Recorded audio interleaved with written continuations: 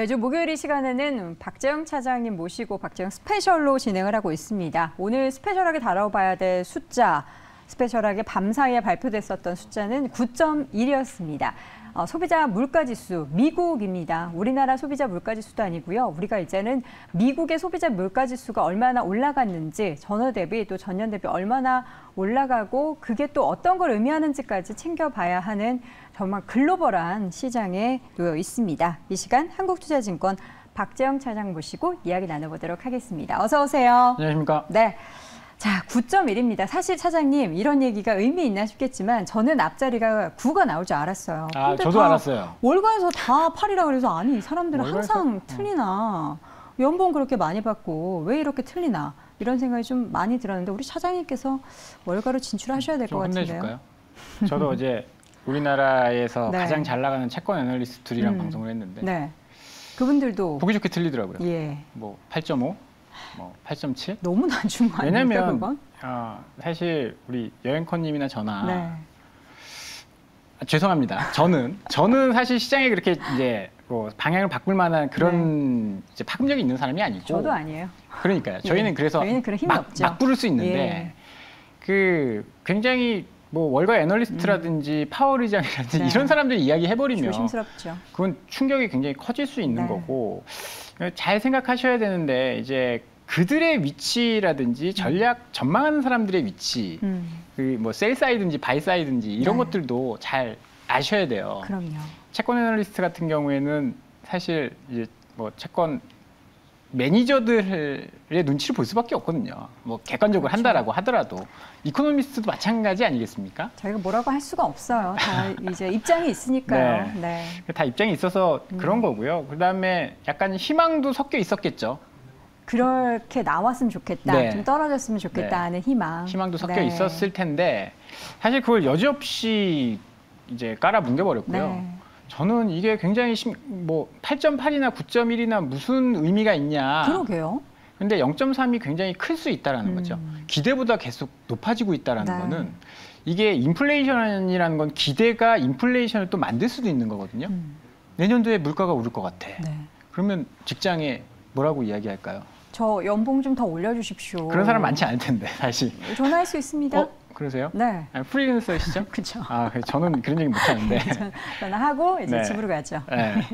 그래서 쉽지 않을 텐데 어찌됐든 간에 그렇게 되면 이제 너무 고물가에 시달리면 임금을 올려줄 수밖에 없는 상황이고 그쵸. 임금이 올라가면 사실 기업도 제품값을 올릴 거고 그럼요. 이게 순환적으로 이제 기대 인플레이션이 그럼 내년에도 오르는 거 아니야? 이 기대감이 인플레이션을 좀 만들 수 있기 때문에 네. 이게 굉장히 좀 무서운 일이 나올 수 있다라는 거죠. 이게 이번에 이제 그러니까 소비자 물가를 보면 예상했었던 거잖아요. 휘발유. 너무 6월에 너무 고점이었잖아요. 그렇죠. 국제유가가. 네. 그렇죠. 이제 국제유가가 고점이었고 휘발유가 평균적으로 2달러 후반대나 뭐 2.5달러인데 갤런당 5달러까지 올라갔으니까 그럼요. 뭐 당연히 높게 나올 거라는 건 알고 있었는데 네. 이걸 좀 이제 분해를 해서 보면 에너지를 빼고서도 9.1% 중에 3분의 1을 차지한 게 주거비였습니다. 네. 3.2%포인트가 상승을 했거든요. 근데 이 주거비는 쉽게 잘 안 떨어져요. 뭐 집값이 뭐 휘발유처럼 네. 작년에 30불 하다가 지금 뭐 120불 하고 그러진 않을 거 아니에요. 월세를 보통 많이 미국 국민들은 내면서 생활을 네. 하는데 그 월세 가격이 월마다 다를 수는 없잖아요. 그렇죠. 네. 네. 그래서 쉽게 안 떨어집니다. 통계적으로 보더라도 16개월 정도의 시차가 있다라고 해요. 주택 가격에서. 그럼 이건 달리 이야기하면 이 CPI의 9% 중에 30%, 3.2%포인트를 차지하는 주거비가 앞으로 10몇 개월 동안은 계속 유지된다. 안 떨어진다라는 이야기거든요. 그러면 쉽게 이제 물가가 잡힌다라는 것은 우리의 희망일 가능성이 매우 높고 하나 더 본다라고 지금 표가 나오고 네. 있는 건가요? 표가 나오고 있는 건지 자료를 모르겠는데 함께 보면서 자료 보시면요. 할게요. 지난달 대비 네.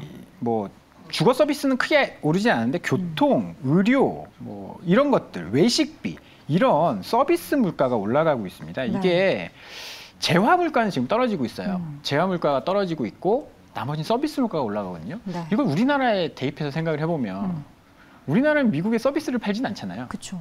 물론 드라마 같은 거 조금 팔고 있긴 한데. 콘텐츠를 팔죠. 네, 오징어 게임 좀 팔긴 네. 했는데 그거 얼마 안 되잖아요. 네. 근데 우리는 재화를 팔고 있는데 재화는 가격이 떨어지고 있고 반면에 서비스는 올라가고 있다. 물가는 안 잡히고 우리가 판매하는 제품은 꺾이고 있고 안 팔릴 수도 있다라는 이야기가 되는 거거든요. 물론 이거를 두 가지로 나눠보면 미국 입장에서는 물가가 안 잡힐 수 있다. 왜냐하면 재화는 떨어지고 있지만 서비스 물가가 올라가고 있고 집값이 당분간 안 잡힐 거기 때문에 높은 수준 유지한다. 이 이야기가 될 수 있고 우리나라에 대입해 보면 네. 수출 줄어드는 거 아니야? 그러니까요. 이 이야기를 할 수 있는 거거든요.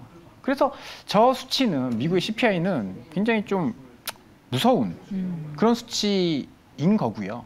주거비, 그다음에 서비스 물가 잡기 위해서 연준은 긴축을 훨씬 더 강하게 할 겁니다.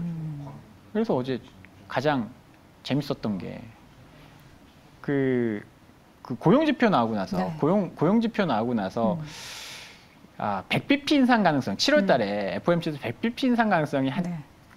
빼꼼 나왔어요. 그러면 한 자릿수. 네, 7% 정도 나왔어요. 그 페드워치 자료 그렇죠. 말씀하시는 거죠? 페드워치에서 연방기금 금리 선물이 네.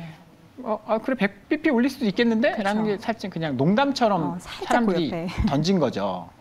근데 이게 음. 그 다음 날은 8%, 그 다음 날은 그러니까 CPI 나오기 전에 9%다가 CPI가 나오자마자 이게 80%를 넘어서 버립니다. 그럼요. 이게 왜 그러냐면 기대 인플레이션 때문에 그렇거든요. 네. 연준이 지금 기대 인플레이션 못 잡으면 끝나는 겁니다. 네.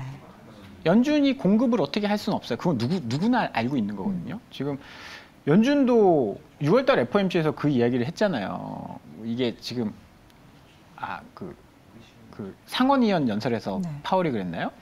우리가 이게 이제 수요 견인이 아니라 공급은 우리가 어떻게 할 수 없다. 그렇지만 수요를 조금 더 누르면 잡을 수 있을 것 같다. 네. 이런 이야기를 했잖아요.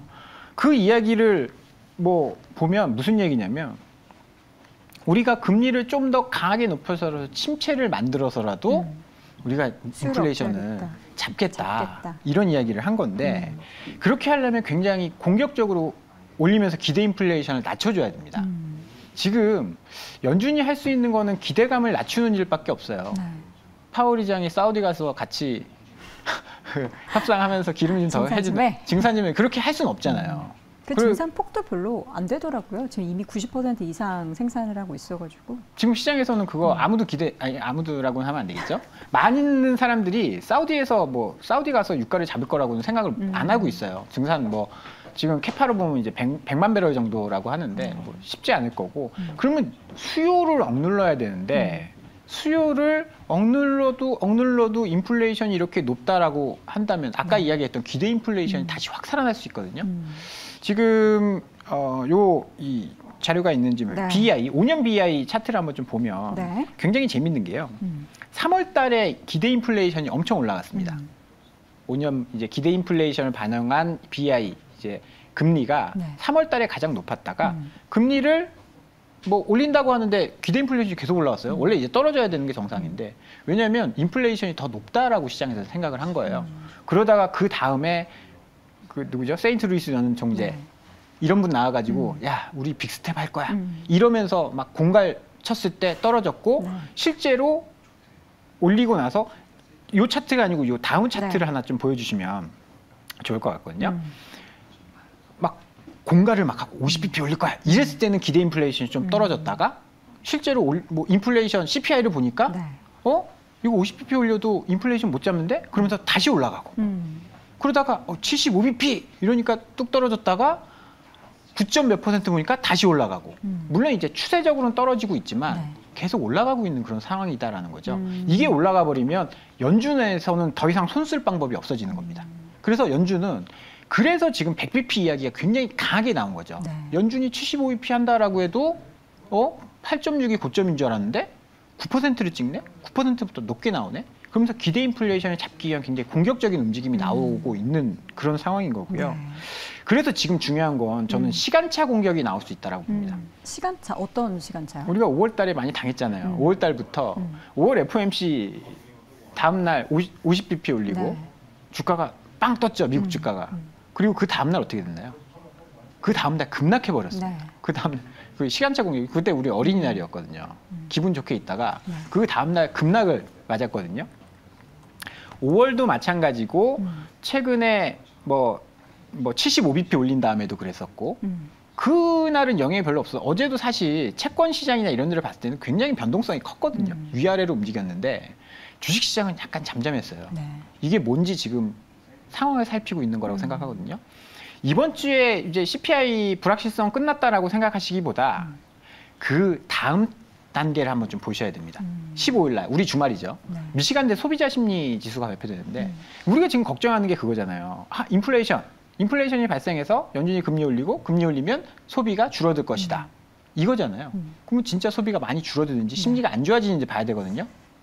심리가 안 좋아지는 걸 보고 거기서 기대 인플레이션을 발표합니다.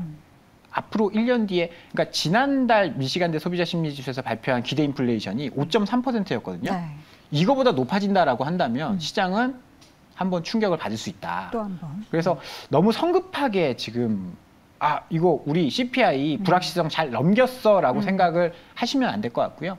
주말까지는 어차피 이번 한 주 시장이 좋을 거라고 생각 못 했잖아요. CPI도 있고. 자, 그러면 네. 지금 많은 분들이 생각을 하는 게 우리가 지난달에도 그렇고 지지난달에도 그렇고 항상 뭔가 발표가 되고 혹은 파월 의장이 뭔가 발언을 하고 나서는 시장이 의외로 올랐어요. 네. 그러다 다음 날 그렇죠. 그것을 더 토해내고 더 크게. 위에까지 뱉어낼 정도로 그러니까요. 시장이 토해냈는데 오늘 밤에 또 그런 일들이 혹시라도 벌어질 가능성을 우리가 열어둬야겠네요. 저는 있다라고 봅니다. 저는 뭐 오늘 밤일지 이제 금요일 날 한국일지. 미시간대 소비자 심리나 네. 기대 인플레이션 확인하고 나서가 될지 모르겠지만 그럴 가능성이 충분히 충격이 있어요. 있을 것이다. 왜냐하면 금융시장에서 예측하지 못한 그 수치들이 계속 나오니까 그럼요. 그리고 또 해석을 또 네. 뒤집듯이 딱 뒤집어서 해버리니까. 해석이나 분석을 또 해야 되거든요. 그게 시차가 좀 있다라고 저는 네. 생각을 해요. 그래서 지금 다음 주 월요일까지는 좀 관망하는 자세를 가지시는 게 좋지 않을까. 지금 올라가봐야 얼마나 올라가겠어요. 뭐 9.1% 나왔으니까 끝이야 이러면서 막 급등할까요? 그럴 가능성은 저는 없다라고 보기 때문에. 그러면 말씀해주신 그 9.1%가 피크아웃이야라는 기대감에 대해서는 우리가 접어야 된다라는 그런 생각이신가요? 그건 아니죠. 저도 이 업에 네. 있으니까 3분기엔 계속 그러고 다니거든요. 여기가 고점이고 3분기 지나면 좀 점차 떨어질 거니까 그때 반등이 나올 거야. 네. 근데 이게 9.1이 나오면서 시간이 좀 더 늦춰질 수 있다는 겁니다. 혹시나 연준에서 이번에 100bp를 올린다. 네. FOMC에서. 뭐 그럴 가능성 뭐 지금 굉장히 높아져서 점치수 뭐 어떻게 예상하기 어렵지만 100bp를 높인다. 그러면 만약에 정말 큰 위기가 오지 않는다라고 한다면 연준은 낮출 때도 25bp씩 낮추거든요. 그러면 75, 50, 25 이 스텝이 100, 75, 50, 20, 25 이렇게 바뀌는 거니까 뒤에 반등 시점은 좀 더 딜레이 될 수 있는 거죠. 왜냐하면 우리가 금리를 막 빅스텝으로 올리는 시점에서 시장 반등을 논하기가 굉장히 어렵거든요. 네. 그래서 시점은 조금 뒤로 갈 수 있다.